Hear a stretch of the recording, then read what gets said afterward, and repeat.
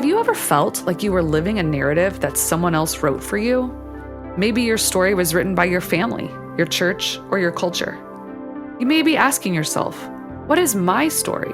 And how does it uniquely fit into the story of the gospel? At the Allender Center, we believe that your story reveals God's wild goodness in a way that no other story can. We've helped thousands of people understand and live their unique stories, and we'd like to invite you to start engaging your story with the free guided exercise available for download at theallendercenter.org/story.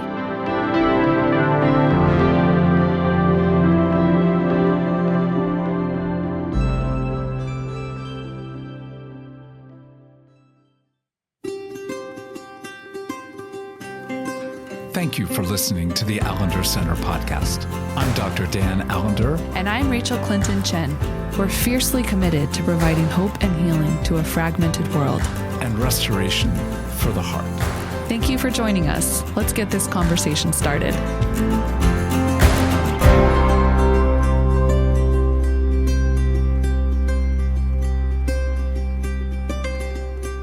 Rachel, there are times where you get things in the mail and you're surprised. Would that not be the case? Every once in a while, yeah. Well, I got a package, and it was one of those gifts that as I open it, I'm looking for who sent a gift. It's Christmas, so you think it's a gift from one of my family. But there was no mention as to who sent it. But when I opened it up, it was a lovely gray sweatshirt. And on the front were these 4 letters, HOPE, hope. And I just, when I opened it up and looked at it, it was like, this is so sweet to get this gift from whom I do not know. If it happens to be one of our listeners anonymously sending lovely attire, but with a marking that feels so relevant. I've been thinking about hope really for months now, and I'm thrilled that we're going to be, shall we say, entering into this conversation as we begin the year. And Happy New Year to you. Yeah, Happy New Year to you as well. But I'll be honest, I feel such a deep resistance to moving into 2025. So as much as I'm looking forward to this conversation, I too can say I've been thinking a lot about hope and perhaps wrestling with hope.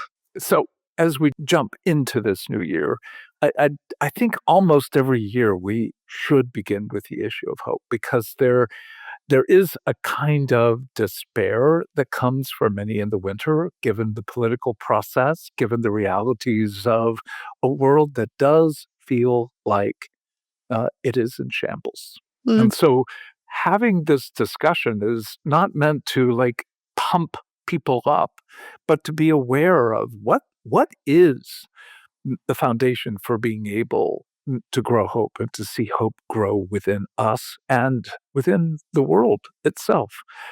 We can say it as simply as this: without hope, there is nothing but despair.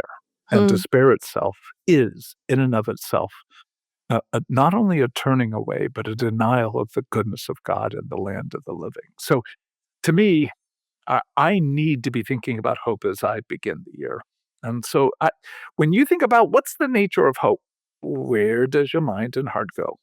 You know, it's funny because probably where my mind initially goes is what is not hope, because I think I had to have such a transformation of like what hope was.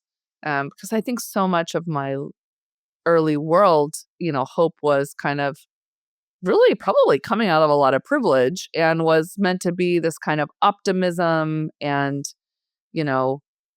even the way I would have heard what you initially said, like, like despair is like a turning against God and like the goodness of God in the land of the living. I would have heard basically, if you don't just feel like everything's going to be amazing, then you are in despair.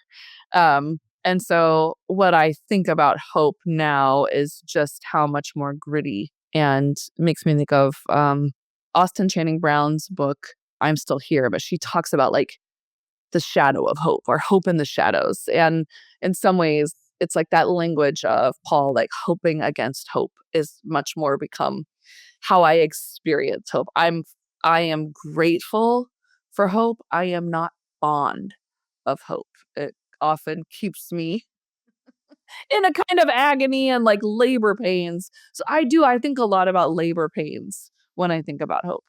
Well, you can't help but think about labor pains, not only in terms of your birthing, but also in terms of Romans chapter 8. And that's why I think of it as a form of this interplay of desire, anticipation and desire, but within that agony. And so the agony is, I have a hope that is so deep and it's not yet. And therefore, it leaves me in a level of tension. But also, the hope is so deep that there really is a growth of innocence, not naivete, not false optimism, but a sense of, I cannot wait. I cannot wait. And that childlike, I cannot wait. And yet I am waiting. And that reality of patience, a kind of patience that does not erase desire, but has a resilience to remain in the movement toward the dream that hope holds, but with a kind of defiance, a willingness to say, I don't just wait passively. I wait in a way in which I'm willing to risk on the anticipation of the arrival of what it is my heart most deeply desires. So as you hear all that, I'd love to get your response. No, I absolutely agree. I think that sense of, anticipation. We just came out of the season of Advent, and that's, a season where we actually practice anticipation, and we let our hearts, actually practice innocence and desire and the interplay of those things. I can say I actually feel like I am a pretty patient person and have, cultivated more resilience there than I ever wanted, just based on certain things I've had to be really patient for, that I never thought I would have to be patient for. And the risk involved, the defiance involved with hope. It's like where it takes me is, I think, the connection of hope to love and to faith. And we talk a lot about that. You've written so much about that and introduced those categories to me in such fresh, new relational ways. And I think that that's also where my mind goes. So often we think about hope in really individualistic ways. Like, I have to hope just for my own hopes, like my own personal hopes, or maybe my family's. But when you let your heart love in the way we're most meant to, where hope becomes something so far beyond my own needs being met, my own deliverance, but actually like the making right of all things, like the restoration of everything, the liberation of people, the flourishing of all people, the ceasing of injustice and oppression. We just got out of the Christmas season where we're singing songs about that, like that's what our hope is. And so I actually find it more challenging when I let like that deeper hope for the restoration of all things to hold on to innocence and desire, because I feel the mockery of it, like how foolish. But then I also, it's like, okay, this is going to sound so stupid. This is going to sound so trite, but our UPS delivery woman, if my neighbor is not home, I live in Philadelphia in a row house. So like, the street is 2 feet from your door. So it's like package theft on steroids. And if my neighbor is not home, the delivery lady in the year of our Lord 2025 will knock on our door and say, hey, your neighbor's not home. Are you okay if I leave the package with you guys? I just don't want it to get stolen. And she's been doing this for a couple of weeks, especially around the holidays. And there was something about this what I would say is like, it should just be like a standard gesture, but it's not, right? Because It's not how our world works. That like a person who's tasked with carrying out these deliveries would take the time or even have the luxury of time to knock on a neighbor's door, to have some awareness that like you're the kind of neighbor who would be trustworthy with a person's package. Like she's paying attention. And there's something about this very simple gesture that actually, like the other day, jarred me out of a moment of despair, of just trying to remember that there actually are many people who, you know, are very human sized and capable of love. And it was such a simple gesture, but it felt so loving and so kind.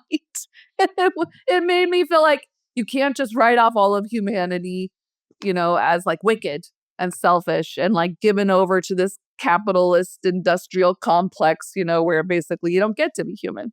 Mm. And so I think about these moments that come so often that like demand that I, you know, grow hope. And they don't often come in like grand gestures. Like so often they come in the midst of the mundane. Well, it's like confrontation. I don't think that's at all small. It is so sweet and deep. Becky was in a busy moment shopping at our sort of neighborhood grocery store. And the moment where two carts come almost to that moment where you're not quite sure who gets the right to be able to be the next person.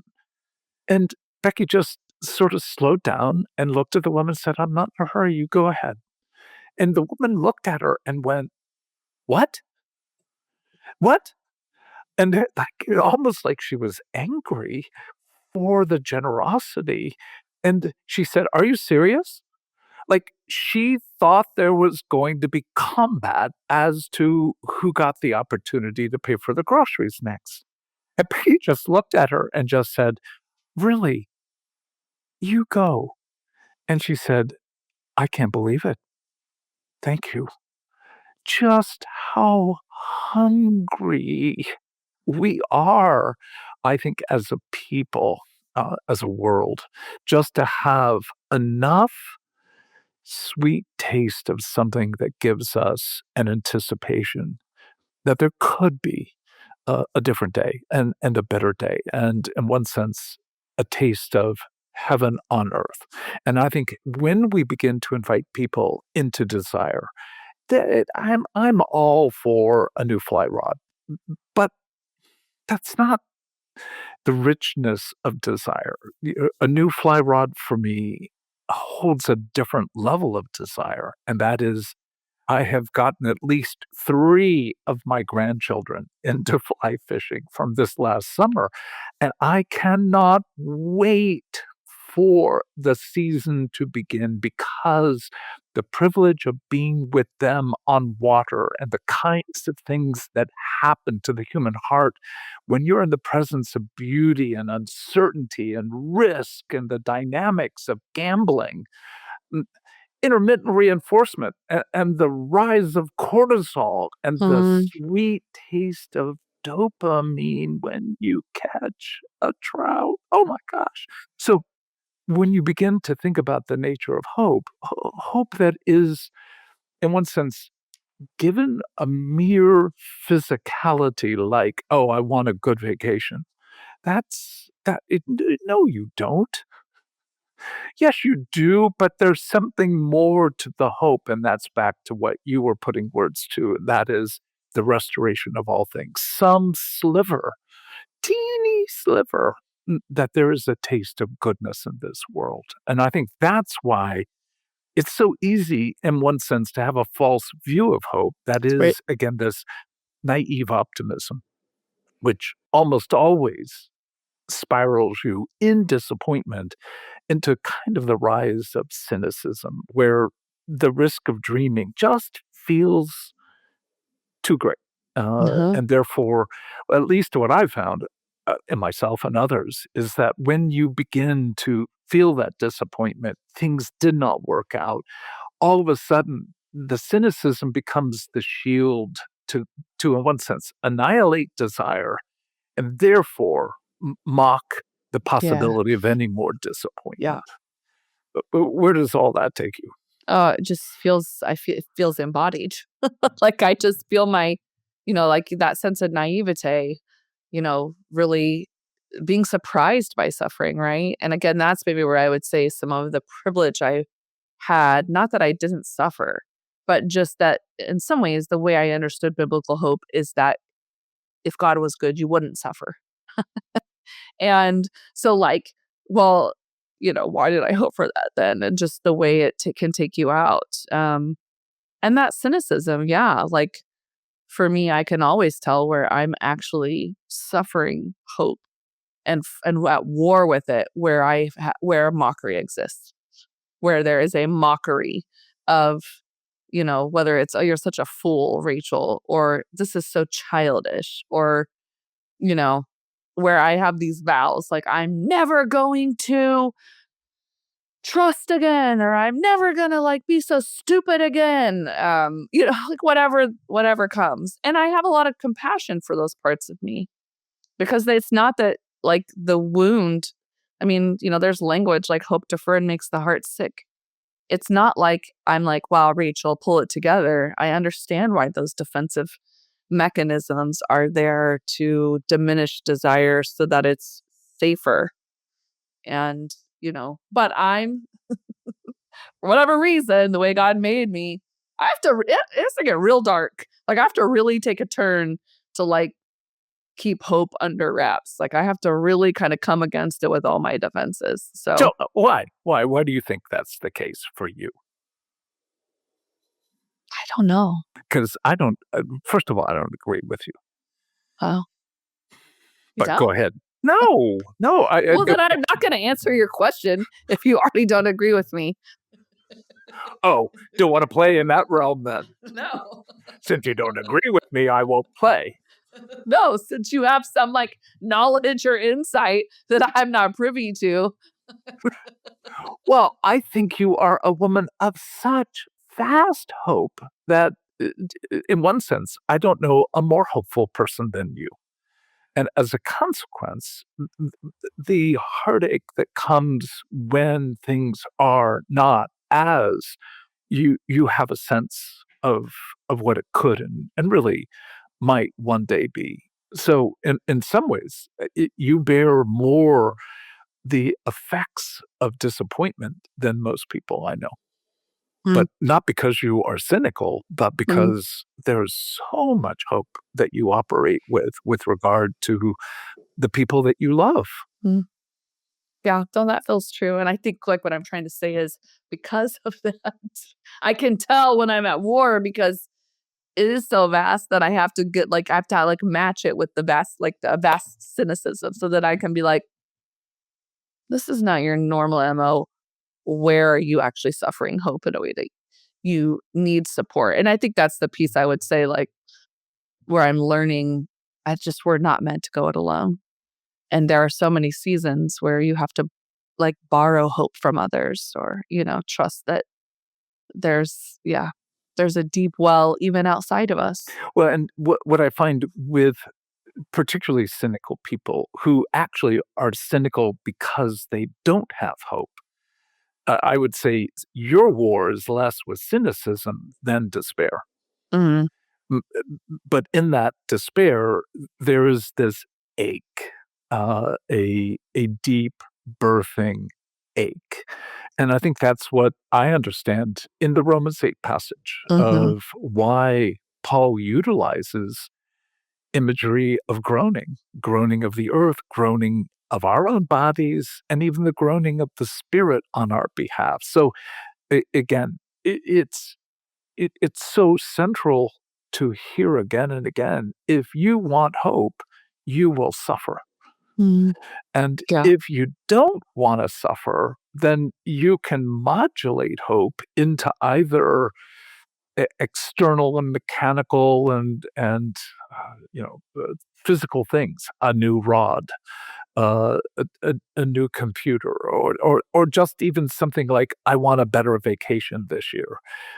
But you're not actually capturing something of that dream of restoration. What would it look like to have heaven on earth? What you pray when you pray the Lord's Prayer is the centrality to me of what hope holds. Are you willing to ask the question, what would have Christmas been like if there was a taste of heaven on earth? And then you begin to compare and go, well, it was good.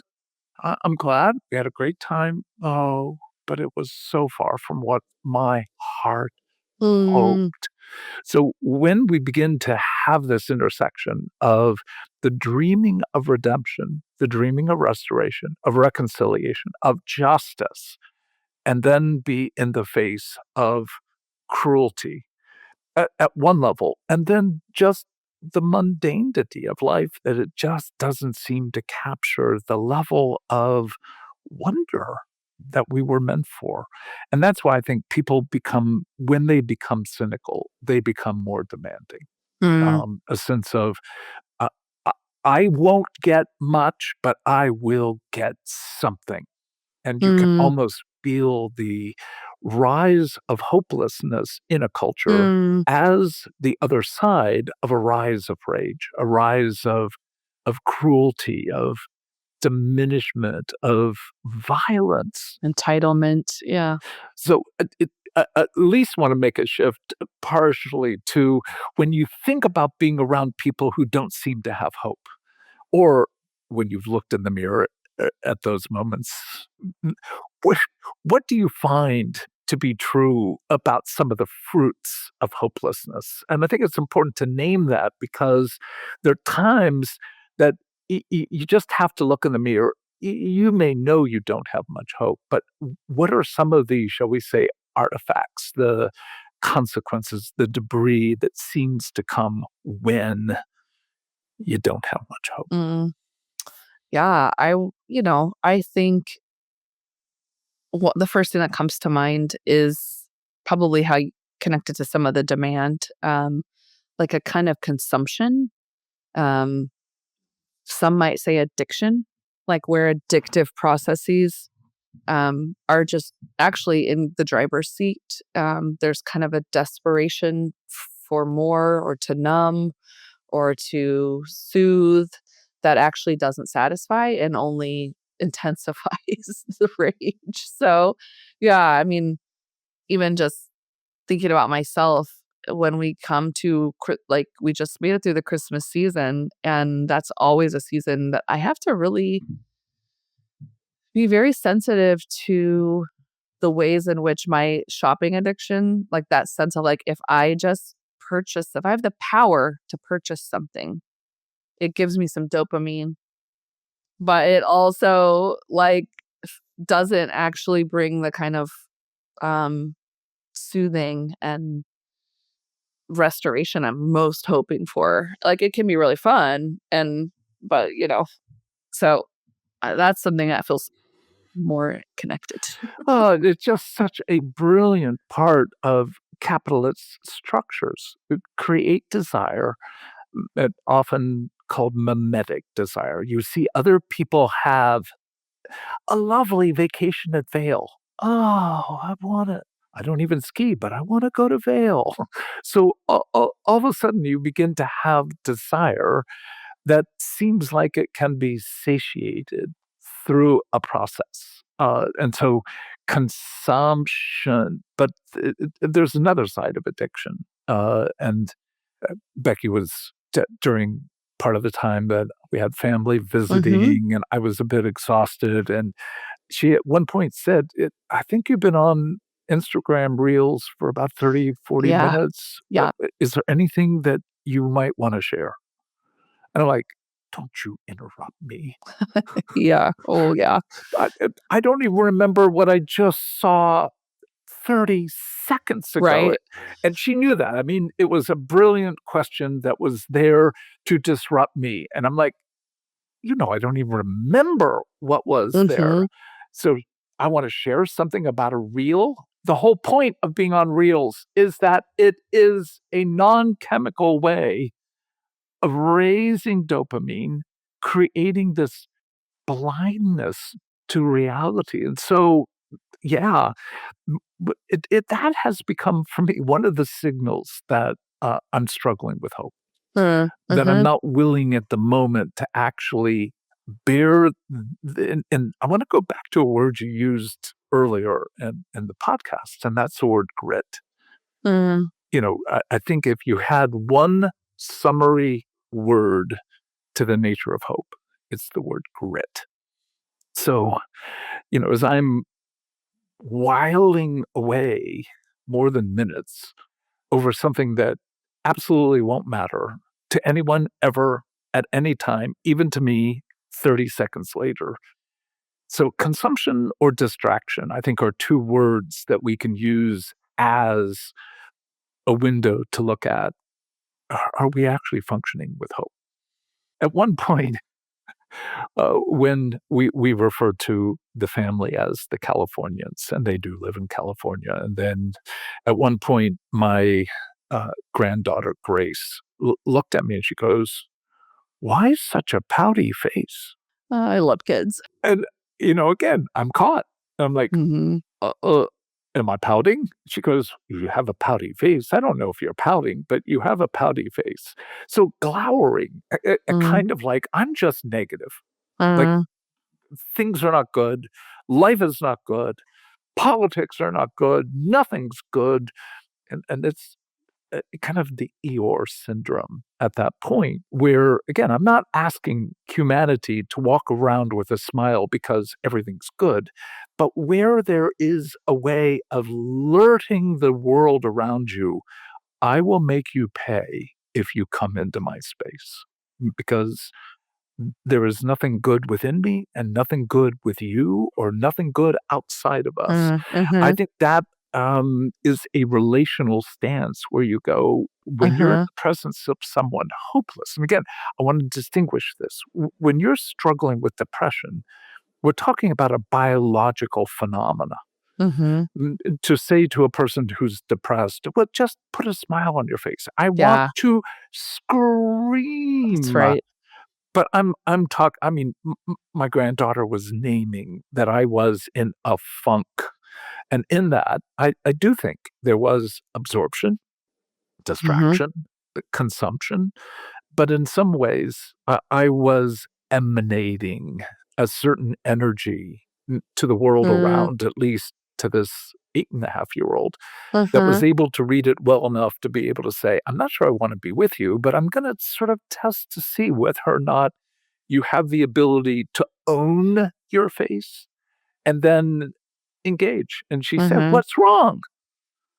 And I'm like, "Well, Papa's kind of sad about some friends who are not physically doing well."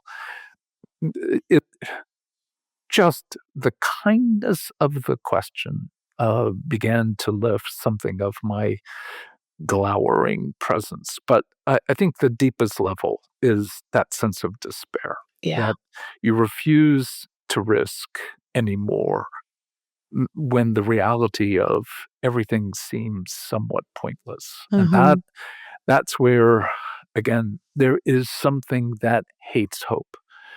It isn't that you have lost hope.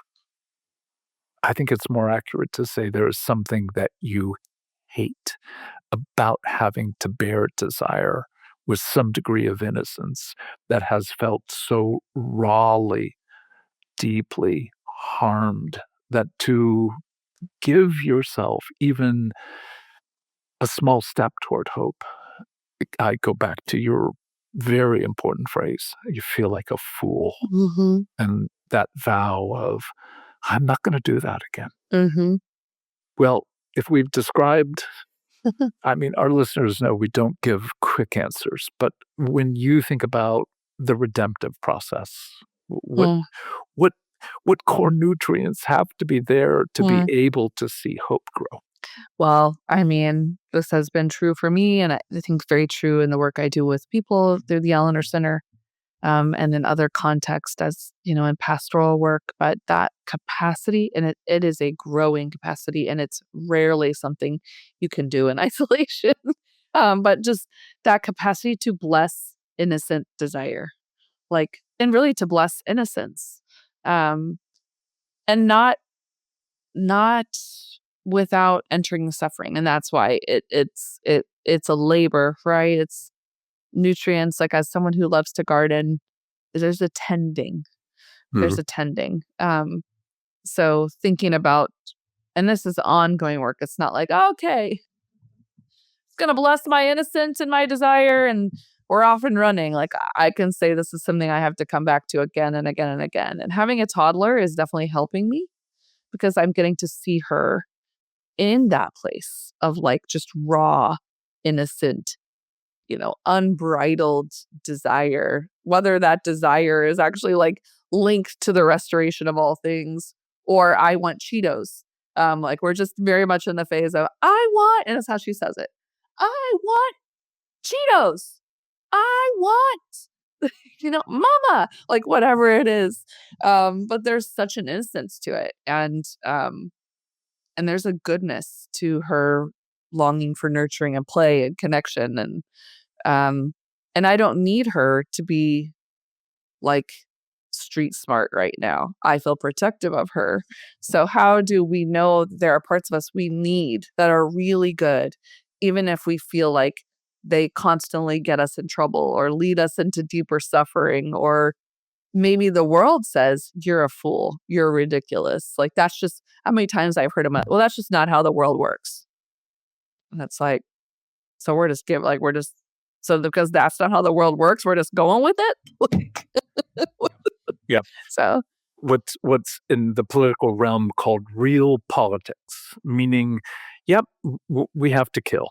Yes, we have to deceive. Yes, we have to violate. And again, I'm not trying to address that realm with naivete, but to honor that to dream redemption means you're going to live with the reality of ongoing heartache and struggle, which is the very opposite of what most people think hope brings. Hope brings that, oh, it's good, it's going to get better.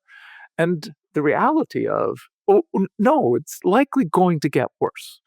But in the face of it getting worse, will I bless my desire that there would be honor, that there would be dignity, that there would be care and curiosity, even between two people who radically differ over whatever they're in some degree of antagonism about.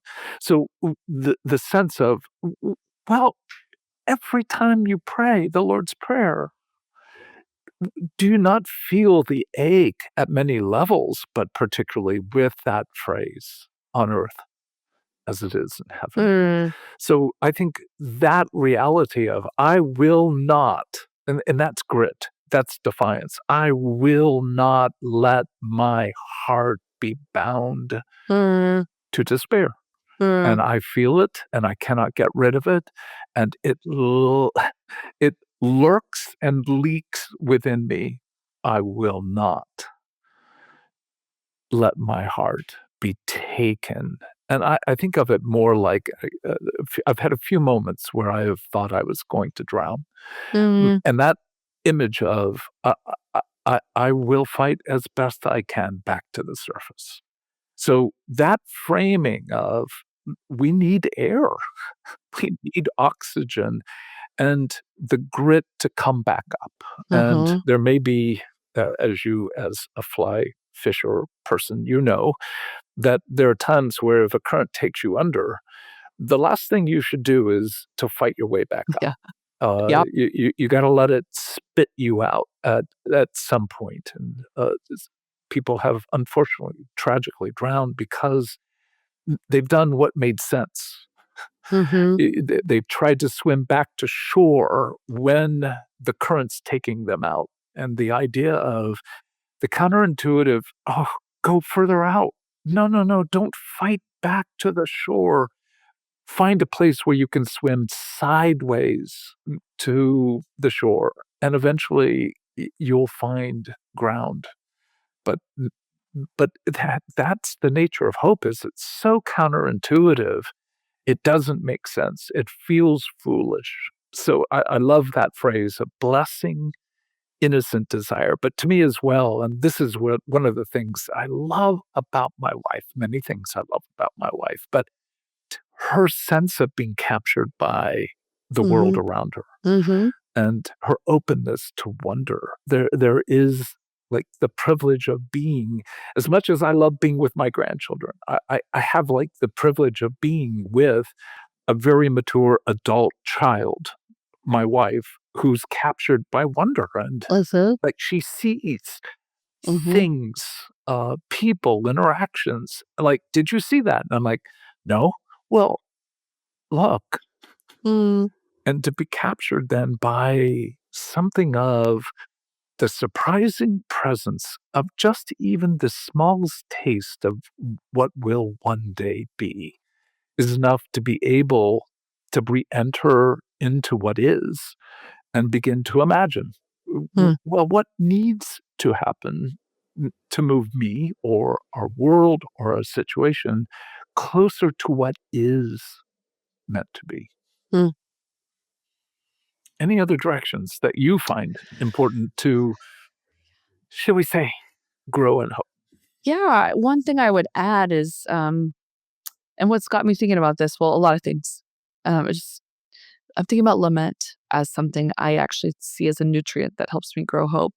Feels counterintuitive, similar to like not swimming to the shore. Like, it makes me think about James Baldwin when he said, I never have been in despair about the world. Enraged, I've been enraged by the world, but never despair. I cannot afford despair. You can't tell the children that there is no hope. And just thinking about that interplay of despair and being enraged. And I think sometimes we think about lament and we think mostly about like the grief side of lament. But I think in the moments, and I have to be careful because I can move in anger in a way that actually is more of that kind of glowering or, demand. But there are places where what actually grows hope for me is allowing my heart to growl in the kind of, this is not what we're meant for. This is not right. This is not okay. And for me, very closely to that often is a kind of not just like sadness that's despair, but a grief that feels, again, back to laboring pains, like waves of compassion that just roil through your body and, will often lead me to a kind of groaning, weeping, crying. But there's something about giving voice um, to all that aches. Like, I guess giving voice to the ache that actually does make space for me to grow hope. Yes. No, it's an emptying. And to me, that sense of lament is an emptying of all that I might hold that justifies shutting down, justifies giving up, justifies being cynical. But in that lament, we know it's grief, but what you've articulated is through the brilliance of James Baldwin, that there is a rage in the Psalms.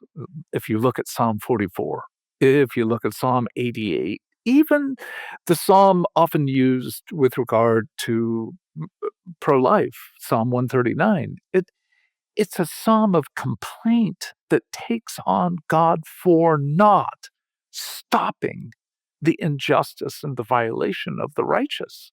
So when we begin to understand that when our bodies need hope, there is something of the intersection, again, of grief and anger that raises desire, but also if they're held together. And I think that's such an important phrase, if they're held together, because grief without anger, from my standpoint, virtually always leads to something self-absorptive and demanding. And then anger without grief almost always perpetuates the same harm that you are fighting against in terms of the injustice. So the ability to hold, the willingness to attempt to hold both together, I think is what allows us to escape this intersection between indifference on one side and mere violence on the other. And I think to me, the most important thing I know with regard to hope is I don't have to grow it. Hope is something, if we can use the metaphor, once one is with child, there are things you need to do to keep your body and the process growing. But you don't have to make fingernails at 9 weeks. You don't have to, in one sense, create hope within you. You have to nurture it, tend to it, allow it to grow. And I think there's so often what we both have articulated, that hope is so demanding and life-giving and yet terrifying and yet agonizing, that it's easier to, in one sense, live with a counterfeit or a modicum versus to actually be a person of hope. Thoughts before we end? No, this is a good reminder for me.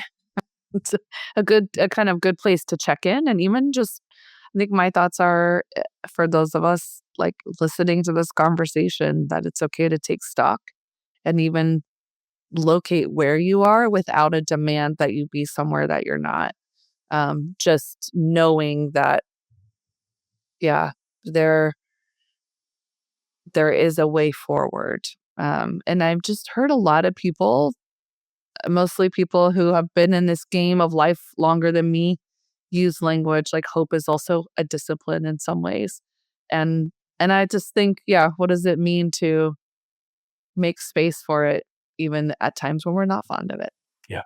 And then back to that sense of like, and where do we need to lean into community? Where do we actually need to see a collective expression of hope as a way to grow hope? Yeah. Amen. Well, I look forward to how we both see hope grow within us and you, our listeners, as we engage what we all know to be a very unique and complex year ahead. Thank you again for joining us. We hope that the conversations we share with you here on the Allender Center podcast have touched your heart and sparked a sense of hope within you. Our work at the Allender Center is fueled by the support of people like you. As a nonprofit organization housed within the Seattle School of Theology and Psychology, our mission is to boldly engage the impact of trauma and abuse on the human heart and to provide hope and healing to individuals, families, and communities. Your contributions directly contribute to making this vision a reality.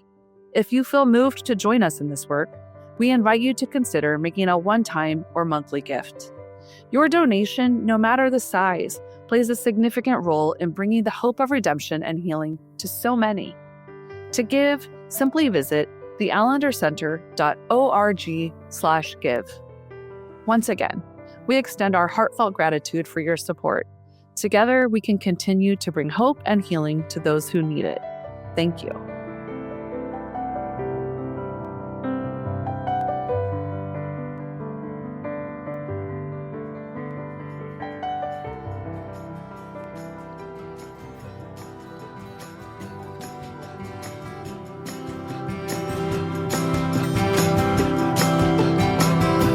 The Allender Center podcast is produced by the Seattle School of Theology and Psychology. If you'd like more information about the Allender Center, you can look at theallendercenter.org.